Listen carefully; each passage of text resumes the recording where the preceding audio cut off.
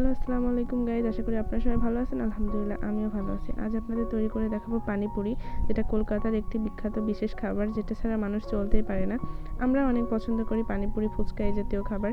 তার জন্য আমি নিয়েছি হচ্ছে সুজির ভিতরে নিয়েছি ময়দার ভিতরে আমি পরিমাণ মতো লবণ এবং সয়াবিন তেল দিয়ে ভালোভাবে মাখিয়ে নিয়ে তারপরে আমি অল্প অল্প পানি দিয়ে ডোটি তৈরি করে নিচ্ছি। অল্প অল্প করে পানি দেবেন, বেশি পানি দিলে অনেক নরম হয়ে যাবে। একটু শক্ত রেখে আমরা ডোটি তৈরি করে নেব। নিয়েছি হচ্ছে তেঁতুলের ভিতরে পানি দিয়ে আমি আলাদা রেখে দিয়েছি। আলু সিদ্ধ দিতে বসিয়ে দিয়েছি এবং পানিপুরির পানির জন্য নিয়েছি ধনেপাতা, দিয়েছি হচ্ছে মরিচ, দিয়েছি আদা এবং আগে থেকে ভিজিয়ে রাখা তেঁতুল শুদ্ধ দিয়ে দিয়েছি।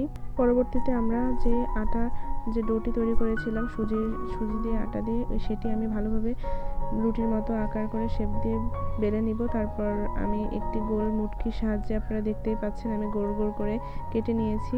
গোল গোল যে ফুচকার যে শেপ, সেই শেপ অনুযায়ী কেটে নিয়েছি।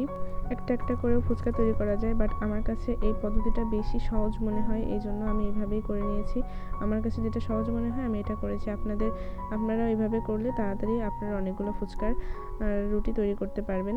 পরবর্তীতে আমি নিয়েছি হচ্ছে আগে থেকে মিক্স করে রাখা যে পানিপুরির জন্য যে মশলাটা তৈরি করেছিলাম আমরা ব্লেন্ডারে, সেটি নিয়েছি পরিমাণ মতো পানির পরে আমি নিয়েছি লবণ, এমনি লবণ, সাদা লবণ নিয়েছি। তারপরে নিয়েছি হচ্ছে ধনিয়ার গুঁড়া, জিরার গুঁড়া, তারপরে নিয়েছি হচ্ছে শুকনা মরিচের গুঁড়া, তারপরে নিয়েছি ধনেপাতা এবং স্লাইস করা লেবু দিয়ে ভালো করে মিশিয়ে নিয়েছি। পানিপুরির পানিটি এইভাবে তৈরি করলে আমার খুব ভালো লাগে। আপনারা এইভাবে তৈরি করে দেখবেন, অনেক ভালো লাগবে। এরপরে আমি সিদ্ধ করা আলুগুলো ভালো করে মাখিয়ে নিয়েছি।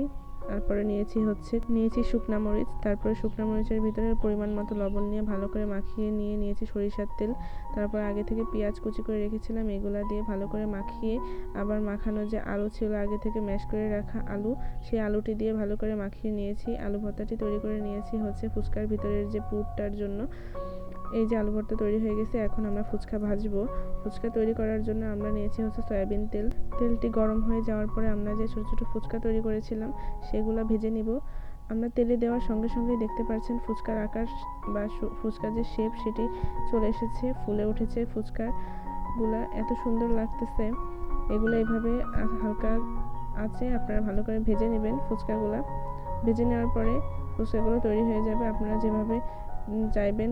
আর বাজার থেকে যে কেনা ফুচকাগুলো থাকে সেগুলো থেকে এই ফুচকাগুলো খেতে বেশি মজা লাগে। বাজারে কেনা ফুচকার থেকে আমার এইভাবে বাসায় বানিয়ে যে ফুচকাগুলো তৈরি করা হয় সেগুলো বেশি ভালো লাগে। এই মুহূর্তে আমার পানিপুরির সকল প্রস্তুতি কমপ্লিট হয়েছে। আমার পানিপুরি একদম তৈরি, এখন শুধু বানাবো আর খাবো। আর আপনাদের আশা করি ভালো লাগছে আমার আজকের রেসিপিটি। আপনারাও বাসায় ট্রাই করে দেখবেন, অনেক ভালো লাগবে। আর আমার রেসিপিটি যদি ভালো লেগে থাকে, লাইক, কমেন্ট, শেয়ার এবং সাবস্ক্রাইব করে পাশে থাকবেন। ধন্যবাদ।